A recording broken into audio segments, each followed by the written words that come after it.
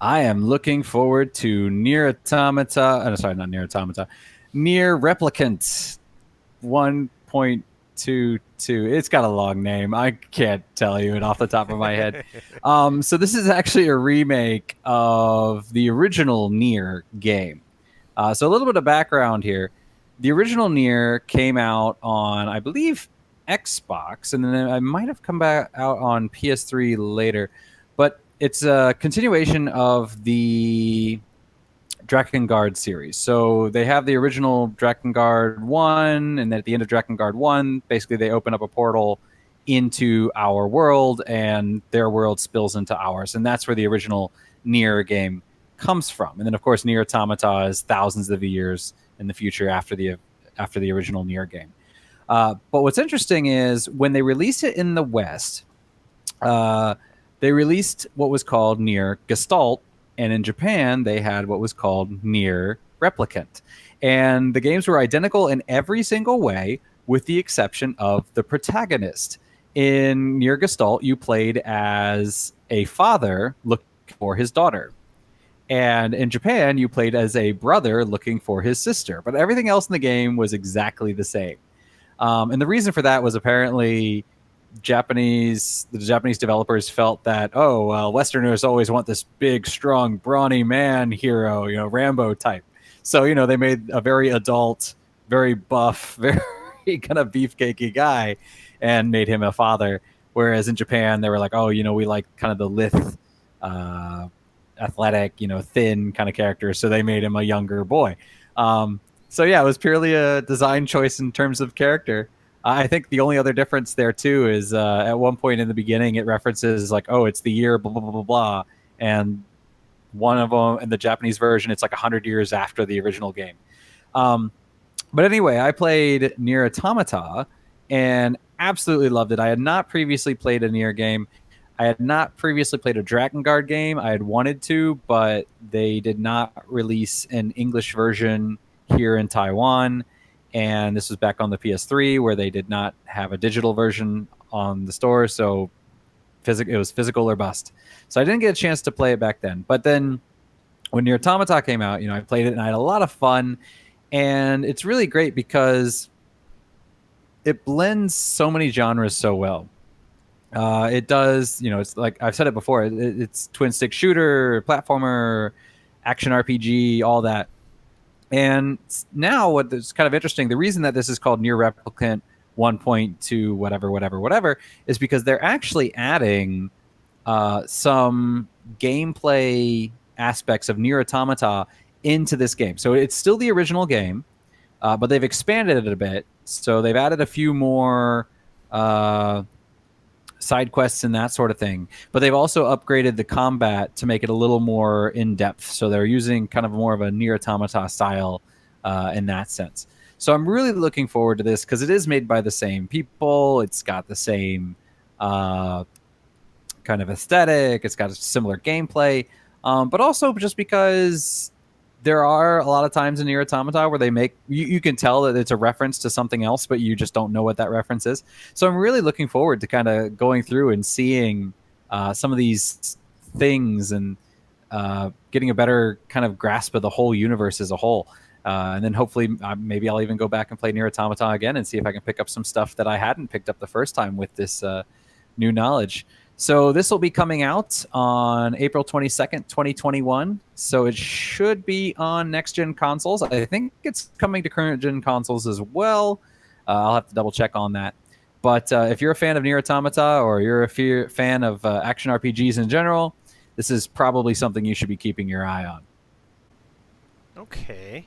I did notice on the trailer that you sent me and I put next to your video is it says PS4, Xbox One, Steam. Does this mean this is not coming out to the next-gen consoles? Well, I mean, most next-gen consoles are, what do you call it, backwards compatible anyway. So it will be definitely Oh, backwards that makes compatible. sense. Xbox, I think, is making everything backwards compatible. PlayStation basically made an announcement a while back saying any future PS4 games have to be backwards compatible. So it will definitely be available on the new consoles, and it will definitely make good use of the new consoles in terms of faster load times and whatnot. I'm not sure if it's going to get a like graphical update because it looks like a lot of games will be getting those. I would not be surprised if it did, but but yeah, you can definitely take advantage of higher frame rates and faster load times and that sort of thing. Okay. So looking at this game and what you've told me of Nier Automata, I'm still looking to buy Nier Automata uh, and play it as well. Or what is the one aspect of this game are you looking forward to? Is it the story? Is it the gameplay mechanics? Modern gameplay in an older game, or what's the thing that's drawing you in? So you know that I'm a story guy, but if I'm being entirely honest, it's going to be the gameplay mechanics just because Nier is very convoluted.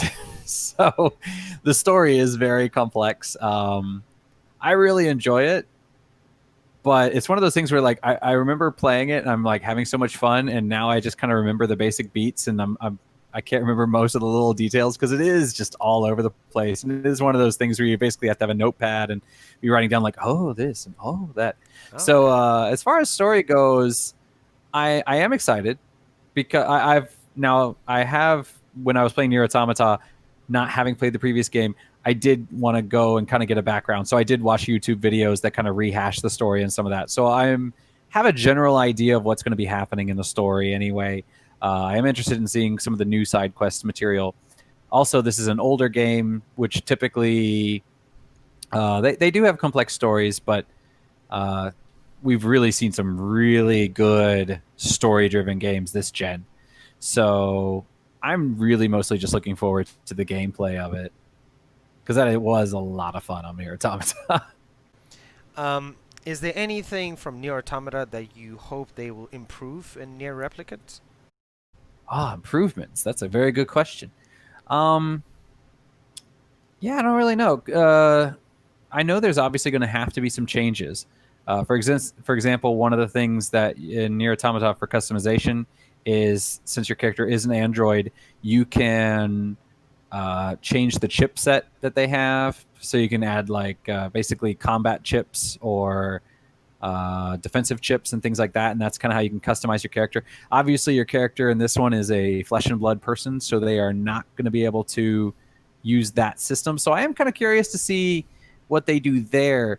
As far as improvements, uh, maybe if they could add some controller customization options because Nier Automata did not have controller customization, and I did eventually get used to the controls, but it did take some getting used to at first because they did have dodge on R2, and they had the pod, which was your ranged attack on R1. So you're dodging with R2 and you're attacking with R1, but then your physical attacks are with square.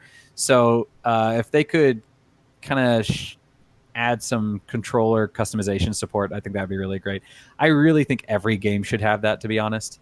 Okay. Genshin Impact has a horrible setup where if you've played any other game, no matter what game it is, Genshin Impact is not going to be intuitive because they just do it completely differently than anybody else. And so because of that, it is not intuitive at all. I really wish they would add controller support for that. Um, but yeah, other than that, I can't really think of anything. Okay, now I definitely agree with you. Custom controls, I mean, in any console, any PC games as well, have to be a must because everybody plays differently. Some people like things in different places. When I've played things on PC and you can't change them and you have to press like Y to do something weird, it's just irritating when the WSAD is where your hands are supposed to be. Yeah, it's a weird system. So, but it in Nier Automata's defense, I did get used to it. It's one of those things where I don't. Most people that I know, when they hold a controller, they have their index finger on the top buttons, and they use it for both the trigger and the bumpers, or for R1 and R2, or L1 and L2, and they just kind of switch between them. With Nier Automata, you really had to have two fingers up on the two bumpers, and because of that, you would have to hold the controller at a different angle, basically, than you normally would. So it did make hitting the buttons a little bit awkward because you did kind of have to rotate your hand slightly on the controller. Um, I've only ever known one controller that fixed that issue for me, and that was the Pelican Afterglow on the PS2. And nobody has ever used the form factor of that. Look it up. The trigger buttons are underneath the controller, but that was a beautiful thing. But but yeah, it did take some getting used to. But then once you were used to it, it actually worked out really, really well. Okay. I'm gonna look that up But after the show. but that's the thing is you have to get used to it. Yeah, that's a beautiful. I have one. I can go get it for you next time. Show it to you guys. That might be something, a topic for another show. Favorite Controllers. peripherals. Oh yeah.